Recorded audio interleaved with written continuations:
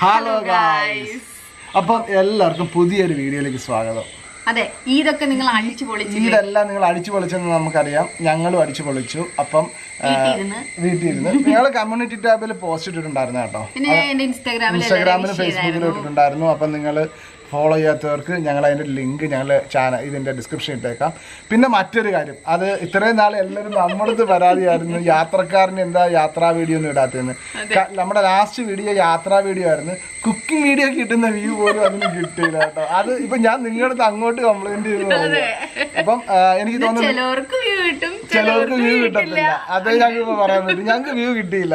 അപ്പം എനിക്ക് തോന്നുന്നു നിങ്ങൾക്ക് ആ വീഡിയോ മിസ്സായി. അങ്ങനെയാണെങ്കിൽ ഞാൻ അതിൻ്റെ ലിങ്ക് ഈ വീഡിയോയുടെ ഡിസ്ക്രിപ്ഷനിൽ ഇട്ടേക്കാൻ, പോയി കണ്ടുപോക്ക്. പിന്നെ വേറൊരു കാര്യം, അടിപൊളി ഒരു സ്പെഷ്യൽ കിട്ടില്ല. എല്ലാവരും ട്രൈ ചെയ്ത് നോക്കണം. നമ്മൾ ഈ ഹോട്ടലിലൊക്കെ പോകുമ്പോൾ ചില ഹോട്ടലിൽ നമുക്ക് കിട്ടുന്ന ആ സെയിം ടേസ്റ്റിലാണ് ഉണ്ടാക്കുന്നത്. അപ്പൊ നമുക്ക് അത് എങ്ങനെ ഉണ്ടാക്കിയെന്ന് നോക്കാം. അപ്പൊ ഇത് 1/2 കിലോ ബീഫാണ്. നമ്മളിപ്പോ മുളക് പൊടിയും മഞ്ഞൾപ്പൊടിയും കുരുമുളകും പിന്നെ ഇച്ചിരി ഇഞ്ചിയും വെളുത്തുള്ളിയും നാരങ്ങ നീരും കൂടെ വെച്ച് നമ്മൾ നന്നായിട്ട് മിക്സ് ചെയ്ത് വെച്ചിരിക്കുവാണ്. ആദ്യം നമുക്ക് ഇതൊന്ന് വേവിച്ചെടുക്കാം. അപ്പം നമ്മൾ ബീഫ് വേവിച്ചെടുക്കാൻ പോവാണ്.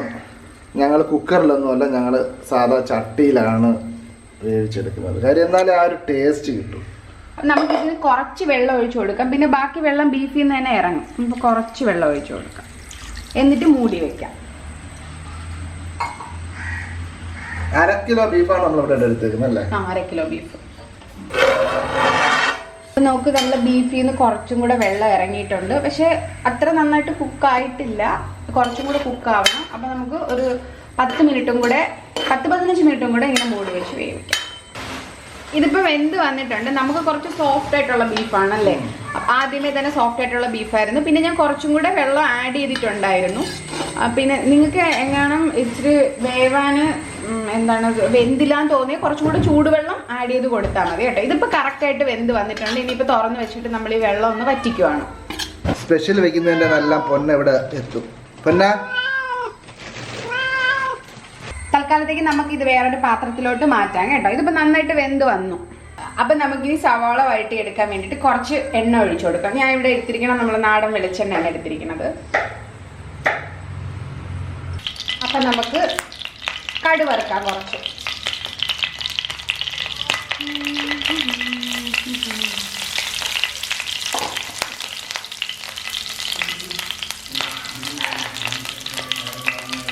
നമുക്ക് സവാള ഇട്ട് കൊടുക്കാം. സവാള ഇട്ടു.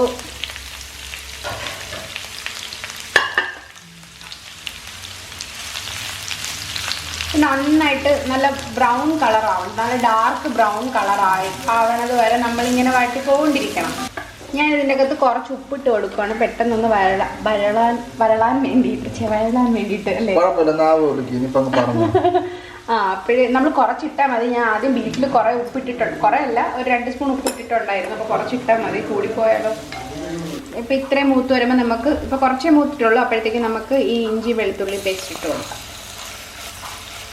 ദാണ്ട് ഇത് നല്ല കിടുവായിട്ട് നല്ല പോലെ മൂത്ത് വന്നിട്ടുണ്ട്. അപ്പം നമ്മൾക്ക് ദാണ്ട് ഇതിൻ്റെ അകത്തോട്ട് മുളക് പൊടി ഇടാം. ദാണ്ട് ഇത്ര മുളക് പൊടി 1 സ്പൂൺ ഇട്ടു, ഇച്ചിരി കൂടെ ഇട്ടേ. പിന്നെ മല്ലിപ്പൊടി അതുപോലെ തന്നെ 1 സ്പൂൺ തന്നെ ഇട്ടത്, 1 സ്പൂണും ഇച്ചിരി കൂടെ. പിന്നെ ഇത് ജീരകപ്പൊടിയാണ്, കുറച്ചൊരു 1/2 സ്പൂണേ ഇട്ടുള്ളൂ. പിന്നെ മഞ്ഞൾപ്പൊടി ഒരു 1/4 സ്പൂൺ ഇട്ടു. പിന്നെ പെപ്പർ ഒരു 3/4 സ്പൂൺ ഇട്ടു. പെപ്പർ നേരത്തെ ഇതിലും ഇട്ടിട്ടുണ്ടായിരുന്നു, ആ ബീഫിൽ, അതുകൊണ്ടാണ് കുറച്ചിട്ടത്. പിന്നെ അതുപോലെ തന്നെ ഇനി അവസാനം കുറച്ചും കൂടി ഇടേണ്ടി വരും, അതുകൊണ്ട് ഇപ്പം ഇത്രേ ഇട്ടുള്ളൂ. ഇത് നന്നായിട്ട് ഇനി മൂപ്പിക്കണം. നമുക്ക് സവാള എല്ലാം കൂടെ ആയിട്ട് ഇങ്ങനെ മിക്സ് ചെയ്ത് കൊടുക്കാം. എന്നിട്ട് നമ്മളിത് എന്ത് ചെയ്യുന്ന അറിയാമോ, കുറച്ച് വെള്ളം ഒഴിച്ച് മിക്സിയിൽ വെച്ച് അടിച്ചെടുക്കാം.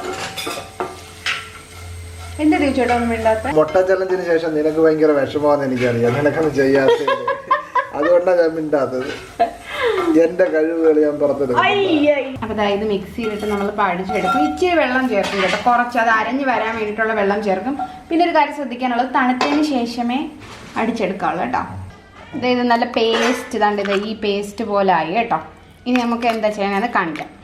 അപ്പം ഇതിൻ്റെ അകത്ത് നമ്മൾ കുറച്ച് എണ്ണ കുറച്ചെന്ന് പറഞ്ഞാൽ വളരെ കുറച്ച് എണ്ണ ഒഴിച്ചു. എന്നിട്ട് ദാണ്ട് ഇത് നമ്മൾ ഇതിൻ്റെ അകത്തോട്ട് ഇട്ട് കൊടുക്കുവാണ്. ഈ മിക്സി കഴുകിയ വെള്ളവും കൂടെ ഇതിൻ്റെ അകത്തോട്ട് ഒഴിച്ചു കൊടുത്തു. എന്നിട്ട് നമ്മൾ ഇതിൻ്റെ അകത്തോട്ട് ബീഫ് ഇടും.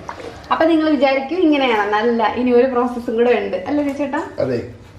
അപ്പൊ ഈ ബീഫ് ഇതാണ്ട് നല്ല തിളച്ച് വന്നപ്പോ ഈ ബീഫ് ഇതിൻ്റെ അകത്തോട്ട് ഇടുവാണേ.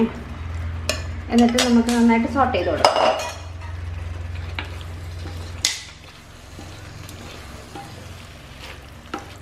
ദിവസമായിട്ട് നേരത്തെ ബീഫ് അടിച്ചുമാറ്റി കഴിച്ചപ്പോ ഉപ്പുണ്ടായിരുന്നോ?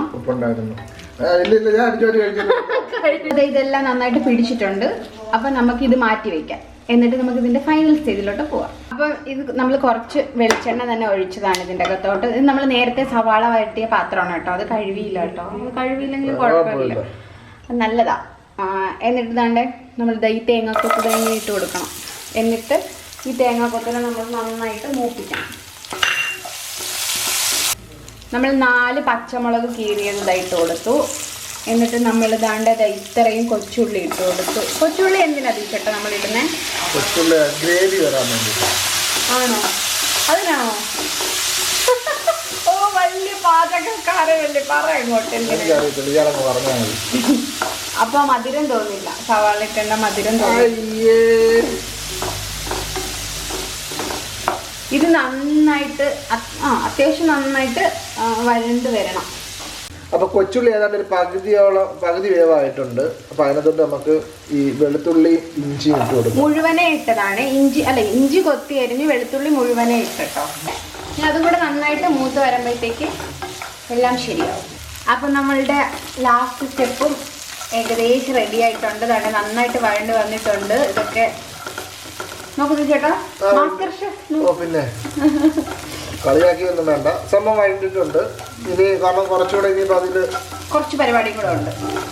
ഇനി നമ്മൾ ഇപ്പൊ വറുത്ത് വെച്ചിരിക്കുന്ന സാധനം ഈ ബീഫിലോട്ട് ആഡ് ചെയ്ത് കൊടുക്കുവാണ്. നമ്മളിപ്പോ തീയിട്ടിട്ടുണ്ട്. അപ്പൊ ഇത് നമ്മൾ നന്നായിട്ട് മിക്സ് ചെയ്ത് കൊടുക്കണം. എന്നിട്ട് നമുക്ക് ഇതിൻ്റെ അകത്ത് കുറച്ച് ഉപ്പും കുറച്ച് കുരുമുളകും പിന്നെ ലാസ്റ്റ് ഗരം മസാലയും കൂടെ ആഡ് ചെയ്താൽ സെറ്റായി. നമ്മൾ ഇതിൽ മസാല ഇട്ടതേ ഇല്ലായിരുന്നു. അതായപ്പോ ഇത്രയും ഗരം മസാല ഇട്ടിട്ടുണ്ട്. അതന്നെ, ഗരം മസാല നമ്മൾ ഇട്ടിട്ടുണ്ട്. എന്നിട്ട് ഇനി കുറച്ച് ഉപ്പ് ഇടുവാണ്. അത് നിങ്ങൾ ഉപ്പ് നോക്കിയിട്ട് ആവശ്യമുണ്ടെങ്കിൽ മാത്രം ഇട്ടാൽ മതി. എനിക്ക് കുറച്ചും കൂടെ ഉപ്പ് വേണം തോന്നുന്നുണ്ട്, ഞാൻ കുറച്ചും കൂടെ ഉപ്പ് ആഡ് ചെയ്തു. നമ്മൾ ഫുഡൊക്കെ ഉണ്ടാക്കുമ്പോഴത്തേക്ക് ഇങ്ങനെയുള്ള സ്പെഷ്യലൊക്കെ ഉണ്ടാക്കുമ്പോൾ എല്ലാവരും ഞങ്ങളുടെ അടുത്ത് ചോദിക്കും എങ്ങനെയാണ് ഇത്ര കറുത്ത കളർ വരുന്നതെന്ന്. വേറൊന്നുമല്ല, സവാള നന്നായിട്ട് മൂപ്പിക്കണം. സവാള നന്നായിട്ട് മൂപ്പിക്കണമെങ്കിൽ നമ്മൾ കുറേ നേരം ഇരിക്കണം. അത് കുറച്ച് മെനക്കേടാണ്. നമുക്കൊരു കുറച്ചുകൂടെ ഒരു എരിക്ക് നമുക്കൊരു കുറച്ച് കുരുമുളക് കൂടെ ആഡ് ചെയ്ത് കൊടുക്കാം. എന്നാലും ആ ഒരു ടേസ്റ്റ് വരും. ബീഫിന് പ്രത്യേകിച്ച് നല്ലൊരു എരി. ഇതിപ്പോ നമ്മൾ ഇങ്ങനെ കളറൊക്കെ ഉണ്ടെന്ന് തോന്നുന്നെങ്കിൽ വലിയ എരിയൊന്നും ഇല്ല. അപ്പം നമ്മുടെ ബീഫ് റോസ്റ്റ് റെഡിയാണ്. ഇനിയിപ്പോ ഇത് കണ്ടിട്ട് നമുക്ക് ടേസ്റ്റ് ചെയ്യാനൊന്നും തോന്നില്ല. കാര്യം എന്താന്ന് വെച്ചാൽ ടേസ്റ്റ് ഇല്ലാത്തതുകൊണ്ടല്ല, ടേസ്റ്റ് നോക്കി പറയേണ്ട കാര്യമില്ലല്ലോ. കാണുപോലെ തന്നെയാണ്, നല്ല ടേസ്റ്റ് ആണ്. അപ്പം നമ്മൾ ഇനി ഒന്നും പറയുന്നില്ല. അപ്പം അടുത്ത വീഡിയോ കാണുന്നവരെ ബൈ.